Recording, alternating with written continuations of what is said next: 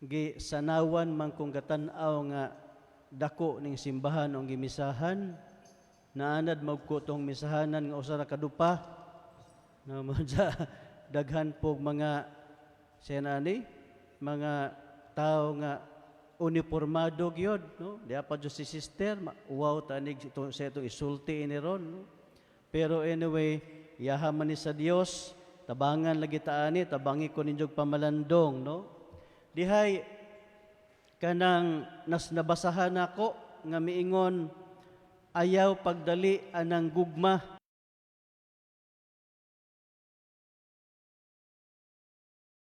Dali ilad og balihon, no? Nya diya po'y giingon nga higugma ako nga lami pa sa kinilaw kay higugmaon pod ti ka nga ikaw ray makatilaw. Charot, no? Mga igsuon ni Kristo ang atong ebanghelyo bitaw karong gibasa.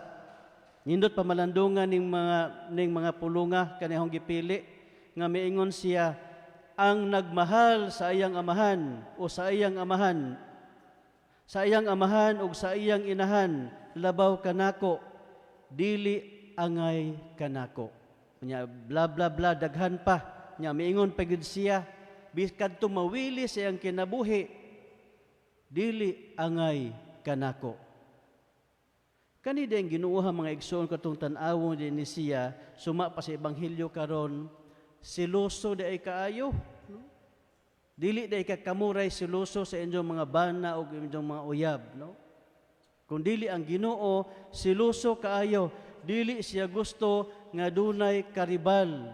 Ang iyang kabubuton nga kung moabot ang panahon nga mupili ta between aning kalibutan na sa mga butang dinhi, mga tao nga iyang gihatag nato ug siya kinahanglan siya gyoy atong pilion, no?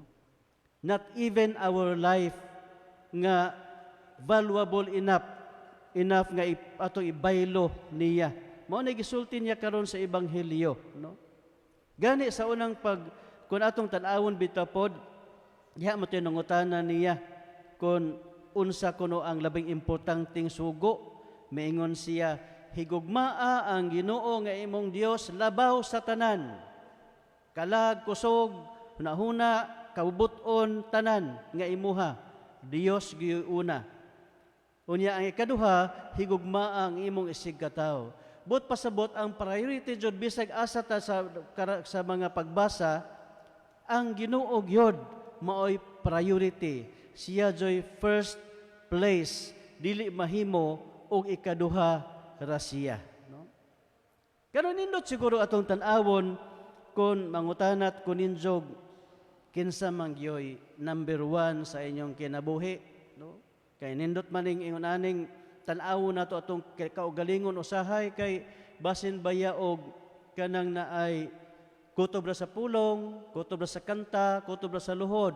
Manindot man pud ning ma-apply nato sa atong kanang naay inadlaw-adlaw nga buhat.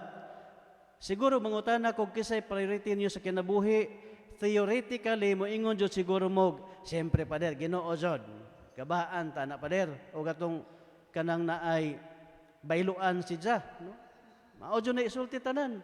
Jamo jud siguro di moingon nga siyempre pader pamilya gyud nako akong unahon. Ginoo gyoy number 1. Pero sa practice kaha nato, maojod kaha na, no? Manay nindot siguro ipangutana, no?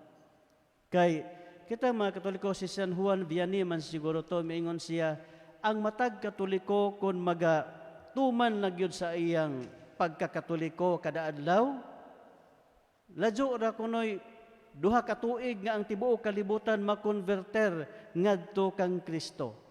Pero ang problema kay dunay division ang atong kinabuhi sa sakramento o kinabuhi inadlaw-adlaw, no?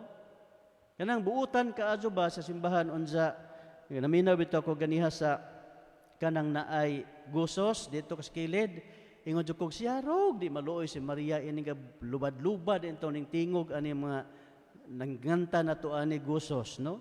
Kaluy-an jud puto na jud putoy credit, no? Pero og kutob ra sa kanta aw basin og ang credit mawa, no?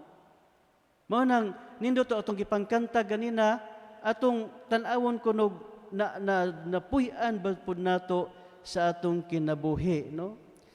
Diha ko'y kasinatian karong bag-o, nasubo kayo ko, hapit ko mga saba dito sa kapilya, kay kami karon niami sa stage nga ga-reorient me sa mga kanang chapel officers o sa mga cluster officers kay bag-o man eleksyon. Wa sila kahibaw unsay buhaton, dili manawat kay wa sila kahibaw unsay buhaton, mao tong giadto namo. Usa sa mga speakers namo gimingon siya, importante ba ang pagsimba? Singgit na mga tao, importante kayo ma'am, maestra man, no? Importante. Sundan dayon ni ma'am og kinsay tigsimba? Nangahilom. Unsa giingnan pa jud niya, naunsa mo kinsa may tigsimba di ani? Dihay usahing ingon panagsa. Na mao na ridon, no? Og panagsa ra mo simba gani na ha, maminaw ra unsa nakapagpuyo sa kinabuhi. Mao na nakaingon jud kog asa man ang hustisya ani nga ang Ginoo tanan naghatag nato ani mga butanga, wa tay gibawon bisag gamay dinhi sa kalibutan, unya di jud ta kasimba niya, no? Simba pa lang na ha. Nya di po koy nabasahan nga miingon, ang Ginoo ang langit iyang gibiyaan aron ikaw luwason. Unya bisag imong tindahan, dili nimo kabiyaan aron siya imong simbahon. Daghan namang tinuod yun nani, no? Busy ko kayo pader, kanang di jud ko ka lugar anang simba pader. Moingon na laman jud ko og ikaw bahala, no? Unya kadto nimo langit imong Ginoo, busy ko inday. Di ako daghang gatiman nga mga buutan pa nimo pagpadaplin sa diha. Napait jud na kaazuron, no? Mo man na kay God is not only a God of mercy and love, He is also a God of justice, no? Tagaan ta niya sumala sa angay nato. So, mao siguro nay kanunay nato ibutang sa atong hunahuna, no? Nya balik ta sa kinsay priority nato sa atong kinabuhi. Kay usahay di ni mahashas bitog maayo basin baya og mao lagi na inigdaan ay aktual nga mahitabo, dili na nato ma-apply nga ang Ginoo day may una sa atong kinabuhi. O pananglitan, nainawa nimo nga tao kaha, no? Bana, nangitag lain o asawa gidagit og lain, or naabakahay butang nga importante kayo nimo nya nawala. Asa man kamo duol? Sa simbahan ba? Kay magampo mo simba? Asa man, hoy? Di ba adto mo sa mananagna? No. Patujok-tujok mo ng itlog? Nga naman di adto mo sa Ginoo maingon lamdagi in taon Ginoo. Kani bitaw mawa ng tao sa atong kinabuhi mga igsuon, dili na siya kanang nasaag na siya wa tultuli ug unsa may angay no binahon og kanang nasaag nga tao. San Antonio ug labi na gyud magdubina kag Espiritu Santo kay siya may maglalamdag. Ayaw adto to manaragna sang way kalibutan ana. Kana mananagna o makatagna pa na siya, milyonaryo na unta na karon, kay tagnaon niya usay mo gawas nga loto. Usay mo gawas nga swertres. Na milyonaryo ba siya? Wa, no? Unya pailad gihapon ta, no? Kana ang aho lang punto ani mga igsuon, kinsa mo gi-priority kasi may giduol nato panahon nga ang Dios dun ihatag nato nga pagsuway. Hingdong bata diso sa simbahan o hingdong tag asa dapita nga mananambal aron mo tagna sa asarag atong nawala nga butang, no?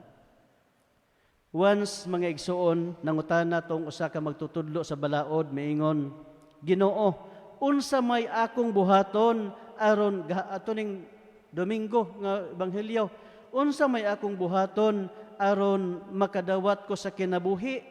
Miingon ang Ginoo, unsa may nabasahan nimo sa usa may nasulat sa balaod?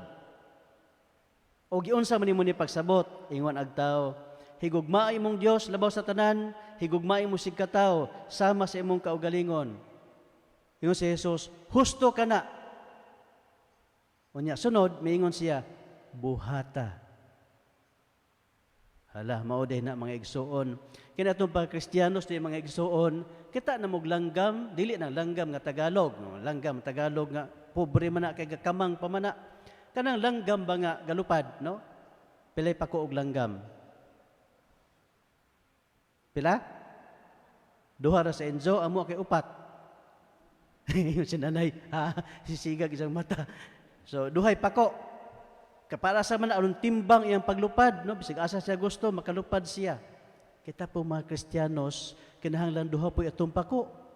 Ang una na itong pako, ang atong pag-ampo, maayo mga pulo nga atong gisulti kada adlaw. Ikaduha na itong pako, ang atong gisulti, ang ibutang nato sa buhat. Ang maayong buhat, suma sa atong gisulti. O ganay naa sa Kristiyanos, sos tulid pa sa manatad na padog langit. Kailan ba mong manatad? Mauna, no? Tulin, no? Dili tulid. Tulin pa sa manatad ang usa ka Kristiyanos dito sa langit kun duha ang iyang pako. Pulo nga maayo inubanan sa buhat. Hinaot paunta.